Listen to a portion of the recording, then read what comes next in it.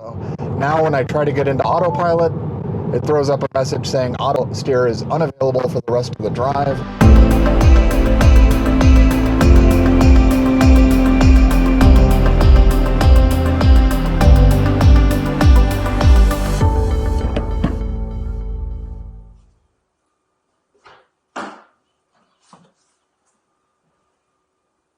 So heading out on a road trip, we're going to go to Poncha Springs, Colorado, or thereabouts. I'm going to stop for the evening in Gunnison, Colorado. I already have a hotel reservation, so we're going to go ahead and enter that as a location.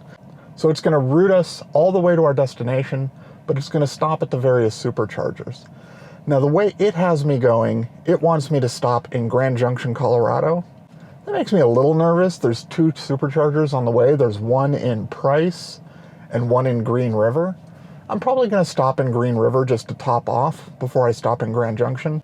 And then I'm stopping in Gunnison. There is not a charger there, but if I do a full charge in Grand Junction, I should have more than enough to make it all the way to Poncha Springs, even taking into account phantom charge. So with that, let's get going.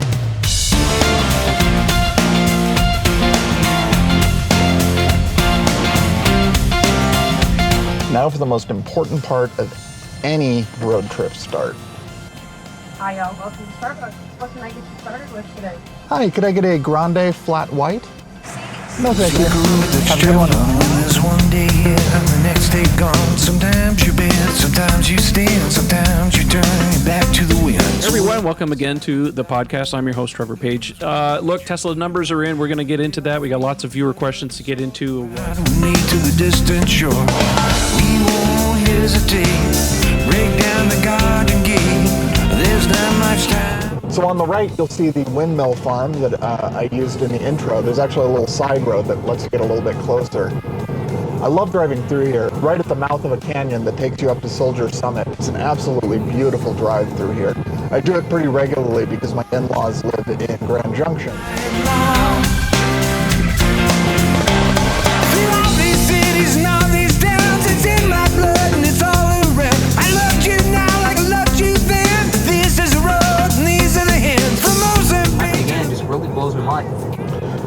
I always keep with me a cooler filled with ice-cold soda and snacks.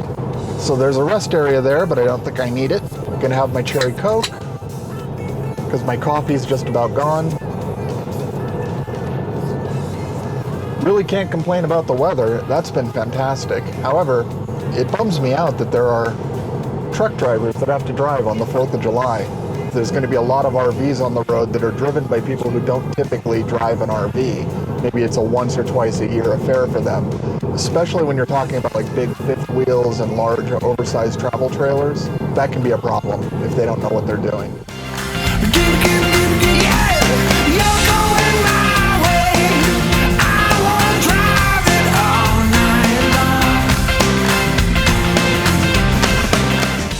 To stop at the next rest area because I managed to get myself into autopilot jail passing a truck. You know, just kind of as one does when you're passing somebody. Floored it to accelerate. And I exceeded 90 miles per hour, which is the trigger for putting you into autopilot jail. So now when I try to get into autopilot, it throws up a message saying auto steer is unavailable for the rest of the drive. So I'm going to need to pull over and put the car in park and turn it off for a minute. And then it'll go back to normal.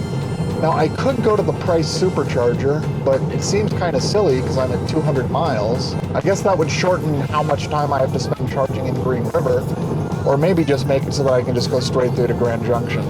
So maybe I'll just stop at the Price supercharger.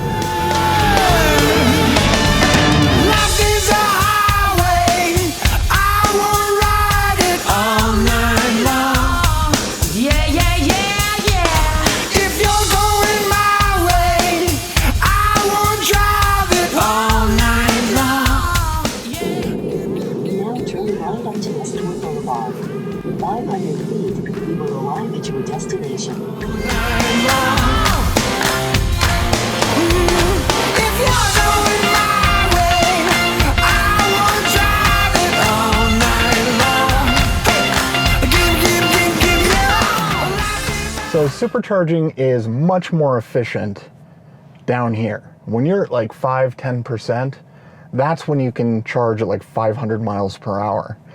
As you get to like 50%, that's going to slow down.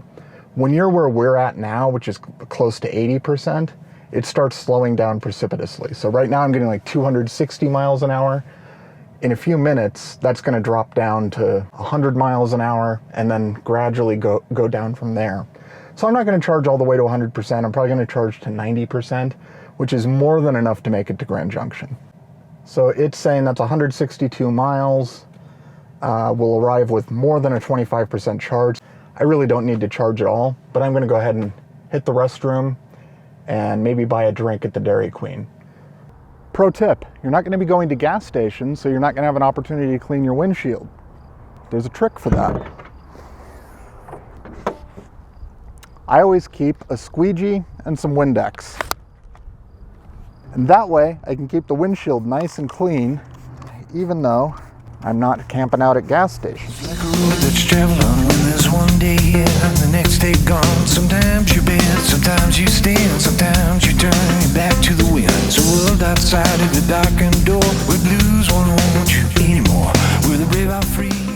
All right, we're ready to roll. We've got about a little over a 90% charge. It's saying that we'll get to Grand Junction with a 39% charge. Let's get rolling. Much time left today. Life is a highway. I will ride it all night long. If you're going my way, I will drive it all night long. I have to say, the way this is installed in the car, it doesn't look out of place. It looks like it's part of the car, which is really cool. And it has some really unique features. So the first thing you need to know is that it gives you... I've already ordered one of these. It's a kind of best of Vancouver's lights. Knock me down and back up again. In my blood, I'm not a lonely man. There's no load I can't hold. The road so rough, this I know. I'll be there when the light comes in. Just tell them where to find us. Life is a highway. So I just got off of the Highway 6 and onto the interstate, so I'm now on Interstate 70, which means I can be and navigate on autopilot, which I love. So far we're doing really well on battery. It looks like it says I'm going to have 22% when I arrive in Grand Junction. When we were at the supercharger, it was estimating 29%. That difference is because of some spirited driving. The difference in efficiency between when you're going 70 miles an hour versus 80 miles an hour versus 90 or 100 miles an hour is not a linear scale, it's logarithmic. Turns out we're driving through a fluid, and so aerodynamics starts having a logarithmic or exponential effect on efficiency the higher your speed gets. So because I spent some time at high speeds, that's why we've reduced our efficiency a little bit. We're coming up on Green River in a half an hour. There is a supercharger here, but I'm not going to stop. I'm just going to keep going on to Grand Junction. We have 210 miles of range and only 95 miles to Grand Junction, so we're doing great.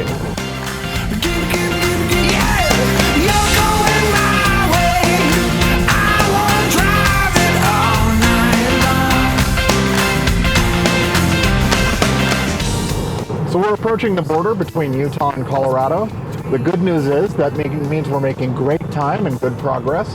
The bad news is that means we're going to go from an 80 mile per hour speed limit to a 75 mile per hour speed limit. I decided I wanted to stop and get a quick drone shot of the sign. It's kind of a tradition. I don't do it every time, but I think it's a fun thing to do. So just finished up at the border. We are now in Colorado, which means a 75 mile per hour speed limit. I usually drive 80 in this, but I slowed down just for the wind noise, frankly. Next stop is Grand Junction, which is 25 miles away, but it's saying that we'll be at 23% when we get there on battery, so doing great on charge. I have about 100 miles left, which means I should start charging relatively quickly on the supercharger.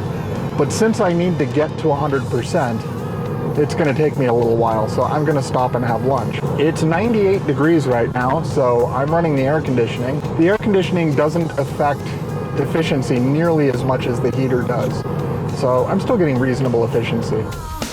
Give me, yeah.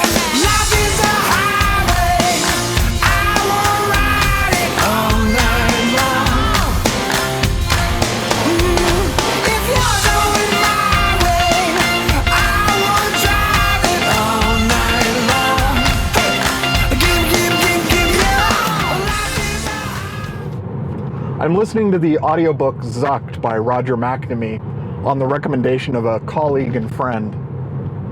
So far, so good. And did not reintroduce the plot 500 until it feet, had turn right perfected onto F tamper-proof Road. package.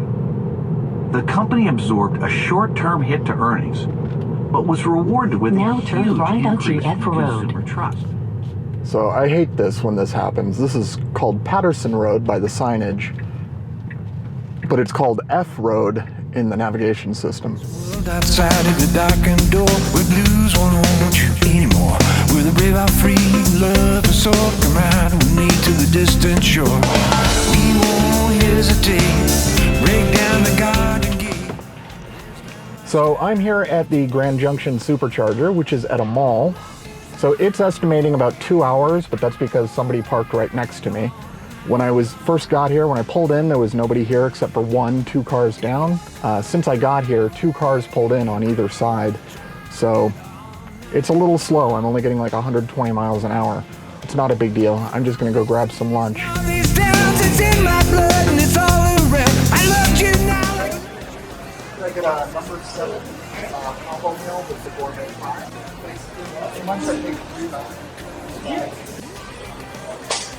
Chili cheesesteak, ultimate fries with cheese, bacon, and ranch dressing, and a sit-down meal. So the car's saying I have 20 minutes to a full charge, but I'm going all the way to Poncha Springs, so I want to get pretty close to a full charge. I probably don't need to go the whole way. Just out of curiosity, let's see what level of charge it thinks I'll have. Stay on Mesa Mall Shopping Park. Okay, so not only does it think I can make it, but it says I'll have a 26% charge when I get there. I could leave now, but I want to have a little bit of extra margin because I'm going to be staying overnight in Gunnison, which is right around here, and I'm probably not going to have a charger at the hotel. So if I can get it to like maybe 30 or 40% on here, so get close to a full charge, then I'll have enough leeway that I can actually leave Sentry mode on at night. The person next to me left, so the speed kind of got back up there. But now that we're so close to a full charge, see how it's slowing down? In a few minutes here, when we get to like 93 to 95%, it's gonna fall off a cliff, and that's when I'm gonna leave. All right, so we're about to get back on the road. It's about 3:15. It's saying it's gonna take us about 2 hours and 22 minutes to go 127 miles to Gunnison, which is where I'm going to stop for the night. I'm expecting it to take closer to 3 hours, maybe even a little bit over, because I plan on stopping for some photography. But let's get on the road.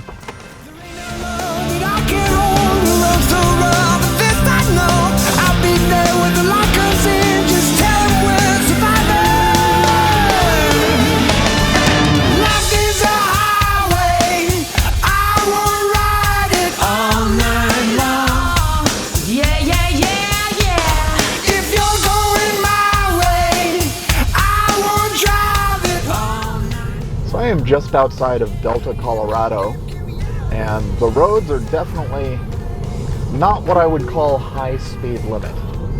So auto steer is restricted to 45 miles an hour. I haven't seen a speed limit sign, so I don't know how close or far that is from the speed limit. I'm really enjoying just a nice, relaxing day on the road. Autopilot's doing most of the work. I'm just sitting here listening to audiobooks and enjoying myself. It looks like I will be arriving in Gunnison around probably 6 o'clock or so. And that'll give me time to get checked into my hotel before the fireworks start. Oh, this is a pretty... No, I didn't quite have to intervene. I almost had to intervene.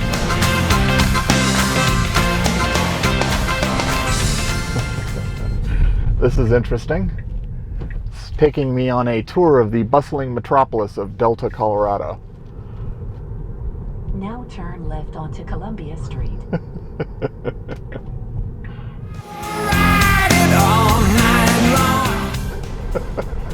So I came out there. Why didn't you have me turn right onto this street? I passed this. There's no reason. Okay, this guy is an idiot.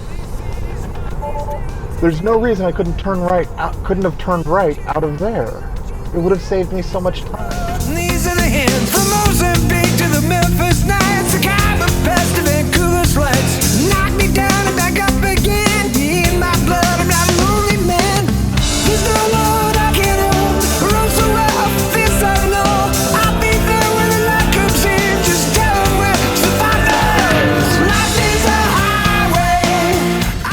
so I'm just rolling into Gunnison now.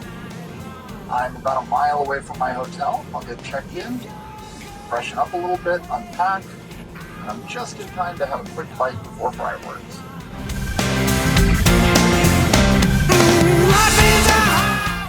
Oh, that is a problem.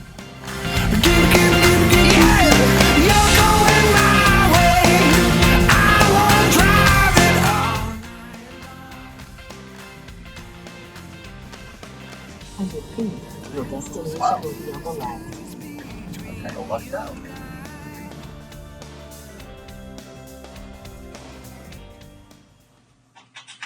Oh, did you not realize? This is where we part ways.